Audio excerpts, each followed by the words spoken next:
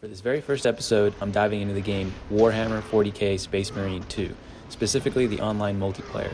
I spent several hours playing the multiplayer, and I gotta say it really reminded me of Mass Effect 3 multiplayer. From the classes to the Horde-style PVE mode. If you're a fan of the original Mass Effect 3 multiplayer, then you'll want to stay till the end to get all the info on how similar these games are. If you like this type of content and you want more, then hit the subscribe button and like the video. I upload weekly videos covering Mass Effect related content. Thanks.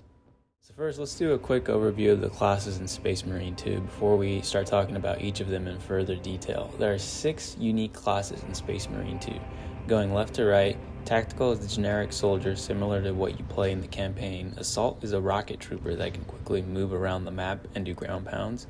Vanguard is a fast-moving trooper that can grapnel to quickly close the distance. Bulwark is the tank of the game. Sniper is the ranged trooper, and Heavy is the guy with the big guns. Let's get into some details. If you want to skip around the video, check out the time cards in the description below. The Heavy and Bulwark classes reminded me of the Geth Juggernaut. Similar to how the Juggernaut is the tank class of Mass Effect 3 multiplayer, these two classes can take some damage. I'm saving the Bulwark for the end because that's my favorite class, so let's talk about the Heavy. The Heavy is a trooper with a big machine gun, and his special ability creates a shield against ranged attacks. I actually think this character is pretty new player friendly. This was the first time I had played the multiplayer, and I found this class pretty easy to use.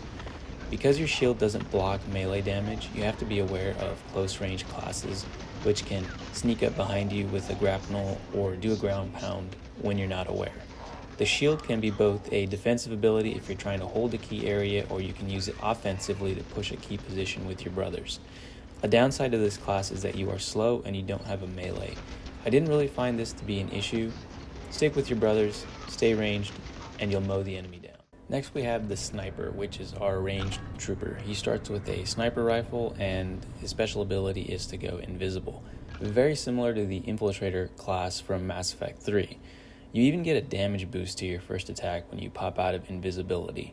You can use the invisibility in all the same ways as in Mass Effect 3. You can use it to get a stronger sniper shot, use it to run away if your health is low, or my favorite, use it to do a boosted melee attack. It takes a little while to get into the flow of doing sniper shots, but once you do, you can really start to feel the fear in the enemy, and that's very exciting. Your biggest weakness as this class are probably going to be Assault or Vanguard troopers sneaking up behind you, so you don't want to be sitting in one position for too long. Speaking of the Assault Trooper, this guy comes with a jetpack, which, similar to the campaign, lets you dash forward, fly up, and ground pound, and hover while aiming. Your starting weapons are the pistol and chainsword. I don't think there is an analog for this class in Mass Effect 3 multiplayer, but it's not dissimilar from the jetpack ability in Mass Effect Andromeda. I was hesitant to use the ground pound with this class because, while flashy, it really just makes you a huge target. But so that you guys can get a feel for this class, I did it anyway. Ground pounding players can be challenging. You need to map where they will go and try to use the element of surprise. The pound radius, or whatever you want to call it, is pretty small, meaning you pretty much need to hit your opponent dead on. This class really feels fun and feels like a throwback to the jetpack trooper from the OG Star Wars Battlefront. I could see this class being used to quickly flank an enemy sniper or move to an objective. The biggest weaknesses to this class are running out of your jetpack ability or being on the front line for too long. Following the Assault Trooper, we have the Vanguard, which reminded me of the Vanguard from Mass Effect, similar to the Biotic Charge, which could be used to close the distance. In Mass Effect, in Warhammer, you have the grapnel. The difference in Warhammer is that you can grapnel objects as well as people. Your starting weapons are the combat knife, pistol, and long-range rifle, meaning that you are effective at both long and close-range combat. I could see this class being used to take out high-value targets. You can chain your grapnel with your knife and quickly dispatch an enemy trooper. You could, however, also find yourself right smack in the middle of the enemy team after using your grapnel. This, combined with your light armor, can make for some high risk-reward situations. There's also a delay right after using your grapnel, which you want to watch out for in case you're using it to reposition yourself. Similar to the Assault class, you want to watch out for hanging out in the front lines for too long and getting overzealous with your grapnel. Next up we have the Tactical Trooper. This is basically the character you play throughout the campaign. I would say this character is most like the Soldier class in Mass Effect 3, with your special ability being something similar to the Hunter mode of the Geth Soldier. Your starting weapons are the long-range rifle, pistol, and chainsword, and your special ability allows you to fire a recon drone which reveals the location of enemies. This character is probably not as flashy as the others, but it is a solid choice and is very new player friendly. The recon drone not only spots enemy troopers, it also increases damage done to them, making this class incredibly valuable to the team. Launching a recon drone at the right location can focus your team and make quick work of the enemy. As for weaknesses, I wouldn't say this class has any glaring weak spots. You're not as fast as the Assault or Vanguard, you can't shoot as far as the Sniper, and you're not as strong on the front lines as the Heavy or Bulwark. But on the flip side, you don't have any of the weaknesses of those classes either. Keeping that in mind, stick close to your brothers and you'll be fine. I saved the best for last. Until now, I've just been talking about the PvP mode experience, but Mass Effect 3 was a Horde mode experience. So I should be comparing it to another Horde mode experience.